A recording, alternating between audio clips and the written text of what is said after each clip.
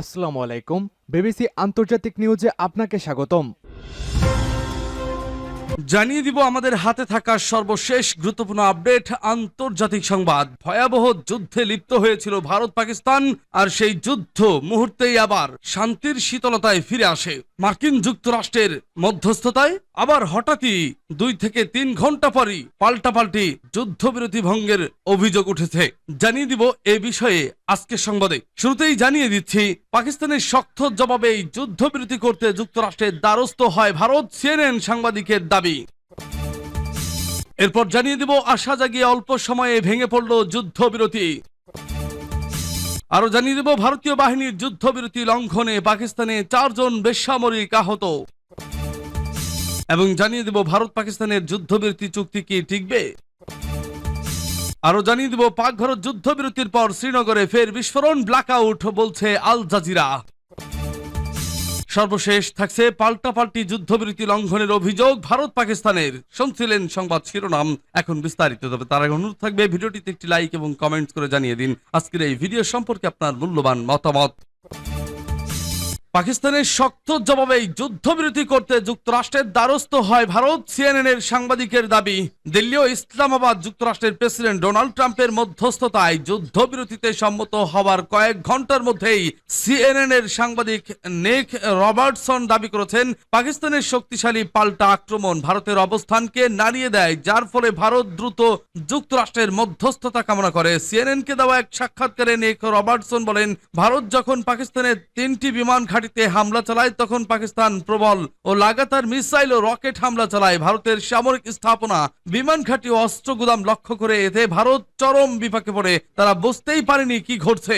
দুই দেশের মধ্যে চলমান উত্তেজনা শুরু হয় 7 মে, যখন ভারত সীমান্ত অতিক্রম করে একটি অপরিচিত হামলা চালায় এবং এতে অন্তত 31 জন বেসামরিক নাগরিক নিহত হন, যাদের মধ্যে শিশুও ছিল। এর জবাবে পাকিস্তান 5টি ভারতীয় যুদ্ধ বিমান ধ্বংস করে, যার মধ্যে 3টি ছিল রাফাল, পাশাপাশি ডজন খানেক ড্রোন গুড়িয়ে দেয়। এ সময় ভারত বেশ কিছু ড্রোন পাকিস্তানের আকাশ সীমায় পাঠায়, যেগুলোর মধ্যে প্রায় 80টি গুলি করে ভূপাতিত করে পাকিস্তান। এসব ড্রোনের মধ্যে ইসরায়েলি নির্মিত আই হেরন ইউএভিও ছিল। শুক্রবার রাতে ভারত পাকিস্তানের 3টি বিমান ঘাঁটি নূর খান, মরিদ ও শারকোটে একযোগে মিসাইল হামলা চালায়। এসব মিসাইল বিমান থেকেই ছোড়া হয় বলে জানিয়েছে পাকিস্তানের আন্তঃবাহিনী জনসংযোগ পরিদপ্তরের মহাপরিচালক লেফটেন্যান্ট জেনারেল আহমেদ শরীফ চৌধুরী। আশা জাগিয়ে অল্প সময়ে ভেঙে পড়ল যুদ্ধবিরতি। ভারত ও পাকিস্তানের মধ্যে সাম্প্রতিক যুদ্ধবিরতিকে কেন্দ্র করে বিশ্বজুড়ে শান্তির আশা জাগলেও তা খুব অল্প সময়ে ভেঙে পড়েছে। ভারত নিয়ন্ত্রিত কাশ্মীরের বিভিন্ন শহরে বিস্ফোরণ ও গোলাগুলির খবর পাওয়া গেছে। ভারতের পররাষ্ট্র সচিব বিক্রম মিস্ত্রি অভিযোগ করেছেন, পাকিস্তান বারবার যুদ্ধবিরতি চুক্তি লঙ্ঘন করছে। তিনি বলেন, যুদ্ধবিরতি চুক্তি লঙ্ঘন হলে ভারতীয় সেনাবাহিনীকে কঠোর জবাব দেওয়ার নির্দেশ দেওয়া হয়েছে। অন্যদিকে পাকিস্তানের পররাষ্ট্র মন্ত্রণালয় জানিয়েছে, তারা যুদ্ধবিরতিতে প্রতিশ্রুতিবদ্ধ থাকলেও ভারত তা লঙ্ঘন করেছে।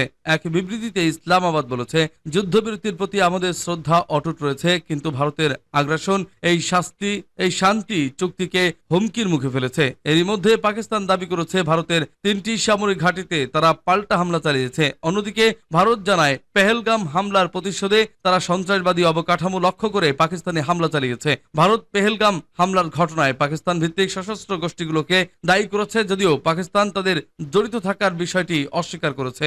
জাতিসংঘ সহ বাংলাদেশ, কাতার, তুরস্ক, যুক্তরাজ্য ও আরো বহু দেশ ভারত পাকিস্তান যুদ্ধবিরতিকে স্বাগত জানিয়েছিল। এটি 30টিরও বেশি দেশের মধ্যস্থতায় হয়েছিল। তবে সহিংসতার নতুন ঢেউ এই শান্তি প্রচেষ্টাকে বিপর্যস্ত করে তুলেছে। সীমান্তবর্তী গোলাগুলিতে এখন পর্যন্ত অন্তত 60 জন নিহত হয়েছেন বলে নিশ্চিত হওয়া গেছে। এসব ঘটনার জেরে সীমান্ত অঞ্চলে বসবাসকারী হাজার হাজার মানুষ আতঙ্কে রয়েছে। যুদ্ধবিরতির এই ভঙ্গুর বাস্তবতা দুই পরমাণু শক্তিধর প্রতিবেশীর মধ্যে শান্তি প্রতিষ্ঠাকে কঠিন করে তুলেছে। বিশ্লেষকদের মতে, যদি দ্বিপাক্ষিক বিশ্বাসপূর্ণ প্রতিষ্ঠা না হয়, তবে সংঘর্ষের পরিসর আরো বাড়তে পারে। সূত্র Al Jazeera, UN statement, Indian and Pakistani foreign ministry. ভারতীয় বাহিনীর যুদ্ধবিরতি লঙ্ঘনে পাকিস্তানে 4 জন বেসামরিক আহত। পাকিস্তানের পূর্ব পাঞ্জাব প্রদেশে ভারতীয় বাহিনীর বিনা উস্কানিতে যুদ্ধবিরতি লঙ্ঘনে দুটি পৃথক ঘটনায় কমপক্ষে 4 জন বেসামরিক ব্যক্তি আহত হয়েছেন। রবিবার পাকিস্তানের সরকারি সূত্রের দিয়ে এ তথ্য জানিয়েছে চীনের বার্তা সংস্থা সিনহুয়া। নাম প্রকাশ না করার শর্তে সূত্র জানিয়েছে, গতকাল শনিবার ভারত ও পাকিস্তানের মধ্যে যুদ্ধবিরতি ঘোষণার কয়েক ঘন্টা পরেই পূর্ব পাঞ্জাব প্রদেশের শিয়ালকোট জেলার কার্যকরী সীমানা বরাবর এই লঙ্ঘন ঘটে। শিয়ালকোটের পস্তুর এলাকায় স্থানীয় সময় সন্ধ্যা 6টার দিকে 18 বছর বয়সী এক কিশোরীর পিঠে গুলির আঘাত লাগে। দ্বিতীয় ঘটনাটি ঘটে যখন ভারতীয় বাহিনী স্থানীয় সময় সন্ধ্যা 6:23 থেকে 6:30 মধ্যে হরপাল সেকশনে বেসামরিক বসতি লক্ষ্য করে গুলি চালায়। সূত্রের বরাতে সিনহুয়া আরো জানিয়েছে, ভারতীয় পক্ষের বিনা উস্কানিতে গুলিবর্ষণে জঙ্গল গ্রামের স্থানীয় এক পরিবারের 3 সদস্য আহত হয়েছেন। সূত্রগুলো জানিয়েছে, কাশ্মীরকে বিভক্তকারী নিয়ন্ত্রণ রেখা বরাবর কোটলি, ভীমবার, চাম্বো এবং কেরান অংশেও যুদ্ধবিরতি লঙ্ঘনের খবর পাওয়া গেছে। নিরাপত্তা সূত্রগুলো জানিয়েছে, স্থানীয় সময় সন্ধ্যা 7টা থেকে রাত 9টার মধ্যে ভারতীয় দিক থেকে একাধিক আত্মঘাতী ড্রোন পাকিস্তানের শহরগুলোকে লক্ষ্য করে উঠতে দেখা যায়। ড্রোনগুলো শনাক্ত করে আটক করা হয়েছে। উভয় পক্ষ যুদ্ধবিরতি চুক্তির ঘোষণা করার পর আজ রবিবার দিনের শুরুতে দুই প্রতিবেশীর মধ্যে উত্তেজনা কমছে বলে মনে হচ্ছে। তবে যুদ্ধবিরতি লঙ্ঘনের ঘটনাগুলো এই অঞ্চলে শান্তি প্রচেষ্টার ভঙ্গুরতা নিয়ে নতুন উদ্বেগ তৈরি করেছে। ভারত পাকিস্তানের যুদ্ধবিরতি চুক্তি কি টিকবে?